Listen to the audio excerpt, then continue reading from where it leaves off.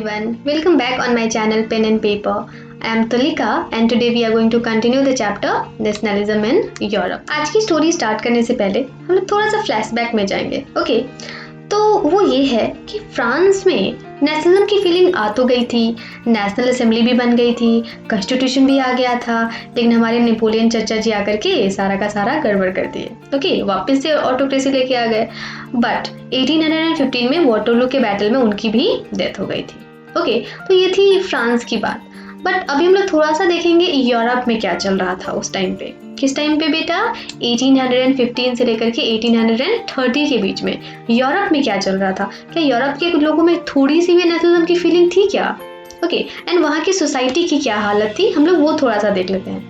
Okay बेटा, तो देखो बात ये है ना कि यूरोप के लोगों में इतनी ज़्यादा डाइवर्सिटी थी, किसी तरह का कोई कॉमन ट्रेडिशन नहीं था, ना ही कॉमन लैंग्वेज था, ना ही कॉमन हिस्ट्री लोगों का था. ओके, लोगों में बस इतनी सी भावना थी कि ये मेरे राजा हैं, वो जो कहेंगे मेरे को मानना है. ओके बेटा, मैं चाहूँ या ना चाहूँ, राजा ने कहा है तो मेरे को मानना है. लोगों में किसी भी तरह की कोई यूनिटी नाम की चीज़ नहीं थी. ओके, तो यानी कि जहाँ पे यूनिटी ही नहीं है वहाँ पे नेशनलिज्म की फीलिंग तो आ ही नहीं सकती बेटा, है ना, दूर दूर तक नहीं आ सकती. वही चीज़ यूरोप की भी थी. देखो यहाँ पे मैंने लिख भी रखा है, no nation state where in Europe because of no common identity और कॉमन कल्चर. ओके बेटा, एंड यहाँ के लोग डिफरेंट एरिया में अलग अलग तरह के लैंग्वेजेस बोलते थे, इतनी ज़्यादा डाइवर्सिटी थी. ठीक है, और इसका एग्जाम्पल आपके बुक में दे रखा है जो कि है हैब्सबर्ग एम्पायर का एग्जाम्पल. और मैंने आपको बताया था ना बेटा, जितने भी ऑटोक्रेसी चलती थी ना, वहाँ पे जो राजा महाराजाओं का शासन होता था ना, उसको एक तरह से एम्पायर हम लोग बोलते थे. ओके, तो उन्हीं एम्पायर्स में से one of them is Habsburg empire. Okay, इसको ऑस्ट्रियन एम्पायर भी कहा जाता है. हालांकि हम लोग एम्पायर्स के बारे में नेक्स्ट वाली स्लाइड में बात करने वाले हैं. ओके, तो इसमें ऑस्ट्रिया और हंगरी आया करते थे. ओके, तो देखो यहाँ पे फ्रेंच लैंग्वेज भी लोग बोलते थे, इटालियन लैंग्वेज भी लोग बोलते थे, जर्मन लैंग्वेज लोग भी बोलते थे. ओके, तो तुम खुद सोचो ना, इतनी ज़्यादा डाइवर्सिटी जहाँ पे होगी, क्या वहाँ पे दूर दूर तक भी नेशनलिज्म की फीलिंग दिखाई देगी क्या? नहीं देगी ना. बट आज के ज़माने में तो पूरा का पूरा यूरोप नेशन स्टेट में कन्वर्ट हो चुका है ना. यूरोप में जितनी भी कंट्रीज है सब नेशन स्टेट है. तो ये हुआ कैसे? इतनी ज़्यादा डाइवर्सिटी होने के बाद भी ये हुआ कैसे? ओके, इसलिए मैंने यहाँ पे क्वेश्चन भी अराइज किया है कि from where the idea of nation state come. Okay, चलो फिर आगे की स्टोरी देखते हैं. पर यहाँ पे जरा सा रुको. ओके, हम लोग पहले एम्पायर्स देख लेते हैं.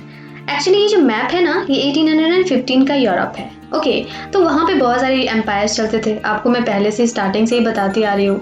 लाइक देखो, ऑटोमन एम्पायर नाम आपने सुना ही होगा, रसियन एम्पायर, हैब्सबर्ग एम्पायर जो कि अभी पिछले वाले स्लाइड में आया था, इसको ऑस्ट्रियन एम्पायर भी कहते हैं. Okay, and German federation. ये सारे के सारे ना आपको इसमें दिख जाएंगे. देखो यहाँ पे रसियन एम्पायर दिख रहा है, ऑस्ट्रियन एम्पायर जिसको कि हैब्सबर्ग एम्पायर भी बोलते हैं, ऑटोमन एम्पायर दिख रहा है, जर्मन कन्फेडरेशन दिख रहा है, और भी बहुत सारे एम्पायर्स थे बेटा. लाइक रोमन एम्पायर भी था, बट उतना आप लोगों को पढ़ना नहीं था, इस वजह से मैंने इसको कॉम्प्लिकेट नहीं करने के लिए उसको नहीं डाला है. ओके, एंड इसमें देखो बहुत सारे आपको यहाँ पे कंट्रीज के नाम जो है मैंने लिख रखे, बट वो आपके काम की चीज़ें नहीं है. आपके काम की चीज़ें बस इतनी है कि आप ये जो एम्पायर्स हैं उनके नाम याद रखो, एंड मैप पे आप उसको देख लो कि यहाँ पे वो एम्पायर्स हैं. ओके, एंड ये जो मैंने कंट्रीज़ के नाम लिखे ना, ये बहुत फेमस कंट्रीज है. लाइक पोलैंड बहुत फेमस है, बेलारूस वगैरह, रसिया बहुत फेमस है, लाइक ऑस्ट्रिया, हंगरी ये बहुत फेमस है. इस वजह से मैंने यहाँ पे रशिया बहुत फेमस है, इस वजह से मैंने कुछ कुछ कंट्रीज़ के नाम लिख दिए. बट इनके अलावा भी बहुत सारे ऐसे कंट्रीज़ थे जो कि इन एम्पायर्स के अंदर में आते थे, लेकिन आज के ज़माने में वो इंडिपेंडेंट कंट्री, नेशन स्टेट बन चुके हैं. ओके बेटा, फिर आगे बढ़ते हैं हमारी स्टोरी की तरफ. अच्छा, यहाँ देखो मैंने ना दोनों मैप को भी लगा रखा है. ये 1815 के यूरोप का मैप है और ये प्रेजेंट डे यूरोप का मैप है. देखो यहाँ पे आपको दिख भी जाएगा. देखो डिफरेंस कितना बढ़िया से दिख रहा है यहाँ पे. ये पूरा का पूरा ऑटोमन एम्पायर जो है वो ब्रेक डाउन होकर के टर्की एंड इधर बहुत सारे कंट्रीज़ यहाँ पे बने हुए हैं. ओके, तो आपको ये सारे के सारे कंट्रीज़ याद रखने की ज़रूरत नहीं है. ओके ना, लेकिन फिर भी मैं आपको बस यहाँ पे मैच कराने के लिए, थोड़ा सा फीलिंग डालने के लिए, क्योंकि स्टोरी अच्छे से समझ आ जाएगी, इस वजह से मैंने यहाँ पे पुट करा है. और यहाँ पे जो ऑटोमन एम्पायर है ना, इसमें आज के डेट में आप जितने भी कंट्रीज़ देखोगे ऑटोमन एम्पायर में, उसमें से मैक्सिमम जो है वो मुस्लिम कंट्रीज़ हैं. फाइन बेटा, और रसिया भी ब्रेक डाउन हो चुका है देखो यहाँ पे. फाइन, एंड यहाँ पे देखो इतने सारे कंट्रीज बन चुके हैं. पहले देखो कितने कम कंट्रीज थे ना, एक्चुअली कंट्रीज तो थे ही नहीं, एम्पायर्स थे, बट आज के डेट में देखो कितने सारे कंट्रीज बन चुके हैं. ओके बेटा, सो अपनी स्टोरी को हम लोग कंटिन्यू करते हैं. ओके, हाँ, तो अब हम लोग देखेंगे कि पूरे यूरोप की जो सोसाइटी थी वो कितने डिविजन्स में बटी हुई थी. ओके, ओके, हम लोग फ्रांस की सोसाइटी की बात नहीं कर रहे बेटा, हम लोग पूरे यूरोप की सोसाइटी की बात कर रहे हैं। ओके, तो वहाँ की जो सोसाइटी थी यूरोप की, वो 2 क्लासेस में डिवाइडेड थी। पहला तो एरिस्टोक्रेसी एंड दूसरा पीजेंट्री। ओके, तो बात ये थी ना कि जितने अमीर लोग थे वो एरिस्टोक्रेसी में आते थे। ऑब्वियसली अमीर है यानी कि ज़्यादा ज़मीन होगी उनके पास, वो एरिस्टोक्रेसी में आते थे। और जो पीजेंट्री थे वो छोटे किसान हुआ करते थे, उनके पास कम ज़मीन थी। ओके, एंड आप बताओ, जो अमीर लोग होते हैं उनकी संख्या बहुत कम होती है ना, इस वजह से हम कह सकते हैं कि एरिस्टोक्रेसी ग्रुप में जो लोग आते थे उन लोगों की संख्या बहुत कम थी, पर बहुत ज़्यादा रिच थे, उनके पास बहुत ज़्यादा प्रिविलेजेस वगैरह थे। ओके, एंड जो छोटे किसान थे उनके पास किसी तरह का कोई अधिकार नहीं था, पर उनकी संख्या बहुत ज़्यादा थी। फाइन, बट हुआ ये कि 1815 यानी कि 1815 के बाद से न्यू मिडिल क्लास जो है वो इमर्ज होना स्टार्ट हो गया। ओके, क्यों इमर्ज होना स्टार्ट हो गया? क्योंकि फ्रेंच आर्मीज जो थी वो ढिंडोरा पीटी थी ना पूरे यूरोप में कि मेरे यहाँ नेशनलिज्म आ गया है, पर सब कुछ तो हमारे नेपोलियन चचा जी आकर के बर्बाद कर दिए।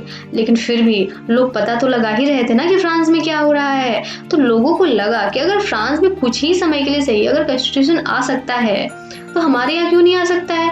अगर इक्वल लॉ हो सकता है तो हमारे यहाँ क्यों नहीं हो सकता है? लोगों को कहीं ना कहीं लगा। ओके बेटा, पूरे यूरोप के लोगों को लगा ये चीज़ें। इसी वजह से एक न्यू मिडिल क्लास जो है ना वो इमर्ज आउट हुआ। ठीक है, और इस क्लास में मैक्सिमम लोग डॉक्टर थे या तो इंजीनियर थे, कोई ना कोई प्रोफेशन में थे, लाइक कोई टीचर था। ओके, एजुकेटेड क्लास ये हुआ करता था। फाइन, कुछ बिजनेसमैन था।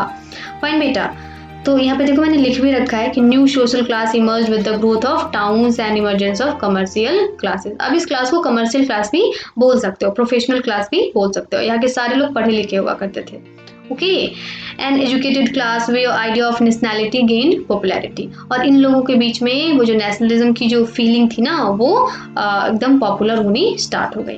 फाइन बेटा, ओके, तो क्या हुआ फिर आगे देखते हैं हम लोग। अब देखो, वही जो मिडिल क्लास था ना, न्यू मिडिल क्लास था पूरे यूरोप में, उनको हम लिबरल नेशनलिज्म वाली फीलिंग के लोग कह सकते हैं। ओके, उनमें जो नेशनलिज्म की फीलिंग थी ना वो लिबरल थी। अभी लिबरल क्या है यानी कि लिबरलिज्म क्या है? तो वो ये है ना कि वहाँ की जो पॉपुलेशन थी वो ये चाहती थी कि हम लोग जो है सब इक्वल हों बिफोर लॉ, कानून के समक्ष सब बराबर हों। लेकिन एम्पायर्स में तो ऐसा चलता नहीं था, है ना। राजा जिसको जो जिस तरह का दंड दे देगा वो वही मान्य होगा, लोगों को मानना ही पड़ेगा, है ना। बट यहाँ पे जो नया मिडिल क्लास आ रहा था उन लोगों को लगा नहीं, फ्रांस में अगर ऐसा हो सकता है तो हमारे यहाँ क्यों नहीं हो सकता है। तो उन लोगों में भी लिबरलिज्म की भावना आने लग गई।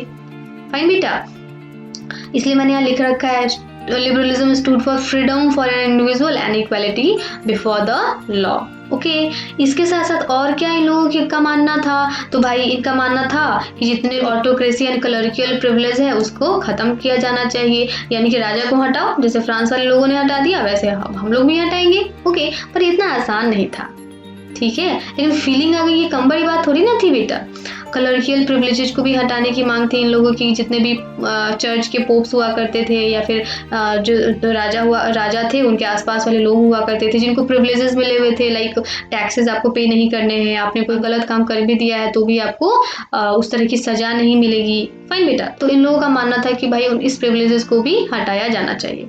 ओके, अच्छा, और क्या मानना था? Constitution and representative government through parliament. Parliament में एक कॉन्स्टिट्यूशन बनना चाहिए और रिप्रेजेंटेटिव गवर्नमेंट जो है वो आनी चाहिए, लाइक फ्रांस के जैसा ही।